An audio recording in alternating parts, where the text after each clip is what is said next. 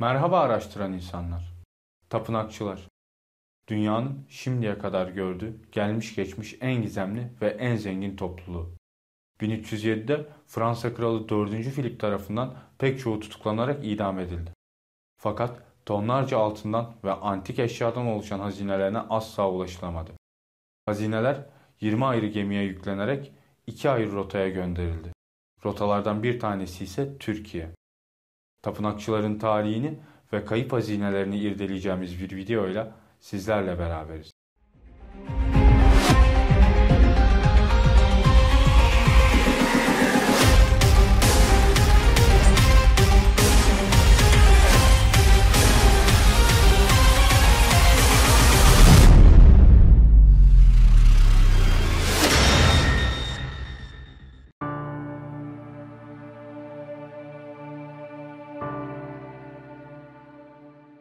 1095 senesinde Akdeniz'de ve Avrupa sınırlarında büyük güçler çatışmaya başlamıştı. Batıda Katolik Kilisesi, ortada Ortodoks Hristiyanlar, doğuda ise Müslüman Türk ve Araplar. Başlangıçtan beri Avrupa'nın iki temel amacı vardı. Birincisi, dalga dalga yayılmaya başlayan Selçuklu ordusu ve onunla hareket eden Müslüman Arapların yarattığı tehlikeyi bertaraf etmek.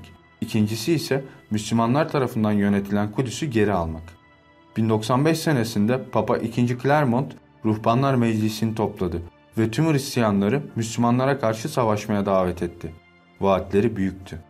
Savaşa katılanların tüm günahları garantili olarak affedilecek, ayrıca savaş esnasında yaptıkları hiçbir şey günah sayılmayacaktı.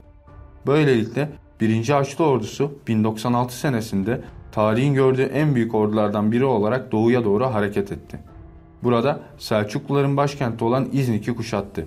Bu büyük ordu ile baş edemeyeceğini anlayan 1. Kılıç Arslan, İznik'i terk ederek Anadolu'ya çekilmiş, burada Danişmentliler ve Kayseri Emiri Hasan Bey de tüm güçleriyle Selçuklulara katılarak kuvvetli bir Türk ittifakı meydana getirmişse de bu büyük orduyu yenmek için yeterli olmamıştı. Ancak Araplar ve Farslar da anlaşmazlıkları unutarak Haçlılarla savaş süresince çatışmaları durdurup Türklerle beraber Haçlılara karşı savaşmayı taahhüt ettiler. Plana göre Suriye sınırına varıncaya kadar Türkler Haçlı ordusunu olabildiğince zayıflatacak, sınırda ise Pers ve Arap kuvvetlerinden oluşan ortak ordu Haçlılara cepheden saldırırken takipteki Türk ordusu da arkadan saldırarak Haçlıları imha edeceklerdi. Anadolu boyunca Haçlı ordusuna vurkaç taktikleriyle büyük zayiatlar verdirildi. Suriye sınırına varıldığında Arap-Pers birleşik orduları ihanet ederek Haçlıların karşısına çıkmadı. Böylece Haçlı ordusu Kudüs'ü hiçbir direnişle karşılaşmadan aldı. Haçlı ordusu şehirde Müslüman, Hristiyan, Yahudi demeden hatta kedi ve köpeklere varıncaya kadar herkesi katletti. Batılı tarihçiler Kudüs sokaklarında atların bile dizlerine kadar kana battığını yazmıştır. Şehrin Hristiyanların kontrolüne geçmesiyle kanun ve nizam bozuldu. Hırsızlık ve cinayetler her yerde patlak verdi ve güvenlik kayboldu. Bu noktada 1119 senesinde Fransa'nın Champagne bölgesinden varlıklı bir asilzade olan Huy de Payne, kendi ailesinden 9 kişiyle beraber iyi eğitimli bir güvenlik birliği şeklinde tapınak şövalyelerini kurdu. Bunlar son derece çetin savaşçılar olmalarının yanı sıra koyu birer Katolik rahiptilerdi. Görünüşte görevleri kutsal topraklara giden Hristiyan hacıları korumaktı. Aynı sene Vatikan tarafından kendilerine bağlı resmi bir Hristiyan tarikatı olarak tanındı. Ancak Huy de Payne'in ölümünden yüzlerce yıl sonra gün ışığına çıkan bazı belgelerde de Payne'in gizli bir tarikata üye olduğu ve bu tarikatten Süleyman Mabedi ile ilgili bazı şeyler öğrendiği ve kutsal sırları aramak için Kudüs'e gittiği yazmaktadır.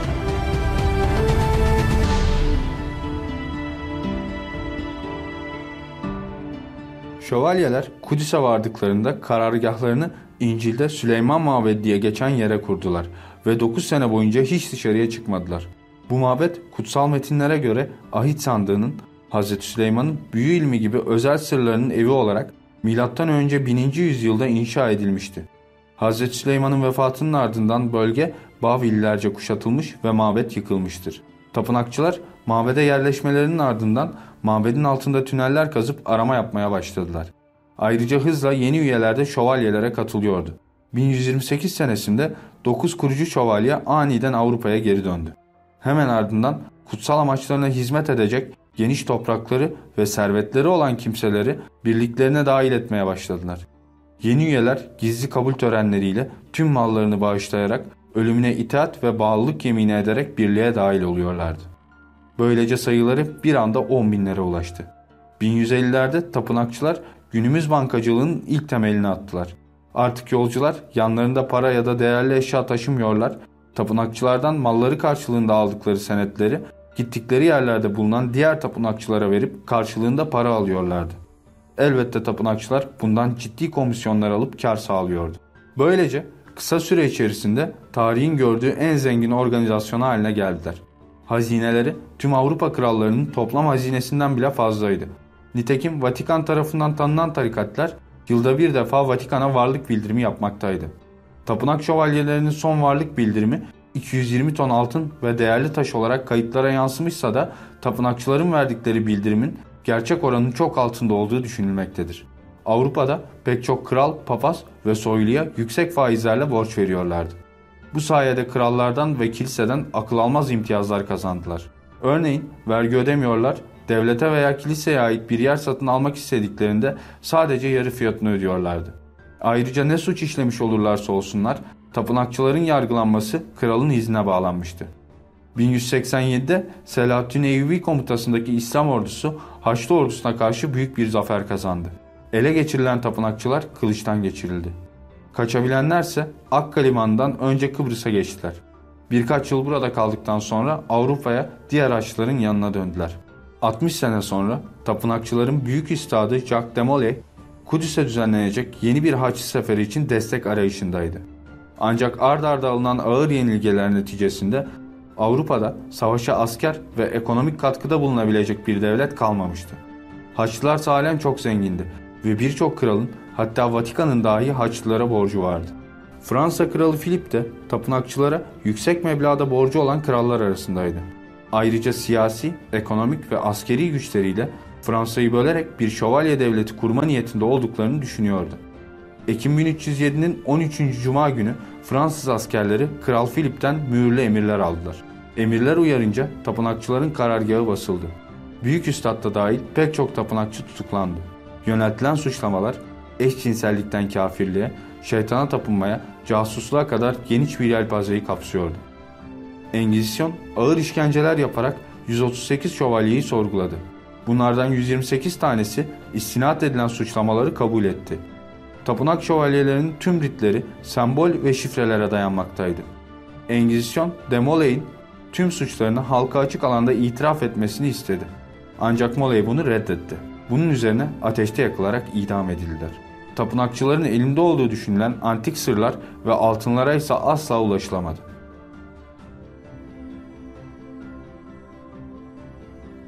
Tapınakçılar baskını önceden haber almış, altın ve antik sırlardan oluşan hazinelerini toplam 20 gemiye yükleyerek kaçırmayı başarmıştır. Vatikan'ın ve Fransız donanmasının kayıtlarına göre 10 gemi Türkiye'ye, diğer 10 gemi ise İsviçre'ye gönderilmiştir. Para bolluğu ve bankacılık sistemi ile tanınan İsviçre ne tesadüftür ki 2 Dünya Savaşı da dahil olmak üzere asla savaş veya çatışma görmemiştir. Şimdi dikkatle izleyin.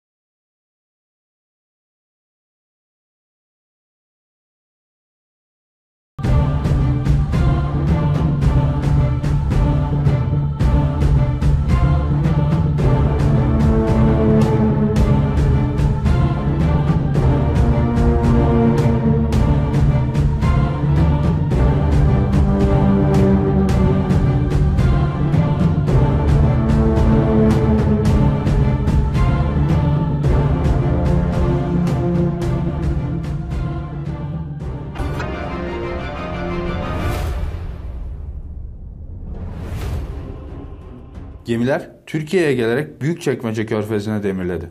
Toplam 10 gemilik büyük tapınakçı hazinesinden o günden sonra bir daha haber alınamadı. Kimileri hazinenin az önce izlediğiniz şifrelenmiş yerlerde saklandığını, hatta Kanal İstanbul'un gerçek yapılış sebebinin bile bu olduğunu iddia ediyor. Tapınakçıların devamı olarak bilinen masonlarsa gemilerin geldiğini doğruluyor. Ancak çok az altın geldiğini, kalan gemilerde ise el yazmaları ve antik nesneler gibi şeylerin olduğunu, nesnelerin halen locada muhafaza edildiğini, altınların ise Kanuni Sultan Süleyman döneminde İspanya'dan kaçan Musevilerin kalkındırılması için kullanıldığını söylüyorlar.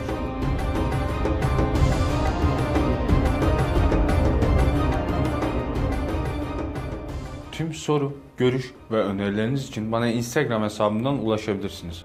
Araştırmalarımızın gelişerek devam edebilmesi için videoyu Facebook, Twitter gibi sosyal ağlarda paylaşmayı, yeni videolarımızdan haberdar olup araştıran insanlar toplumuna katılmak için Kült TV'ye abone olmayı unutmayın. Gelecek videoda görüşünceye kadar hoşça kalın araştıran insanlar.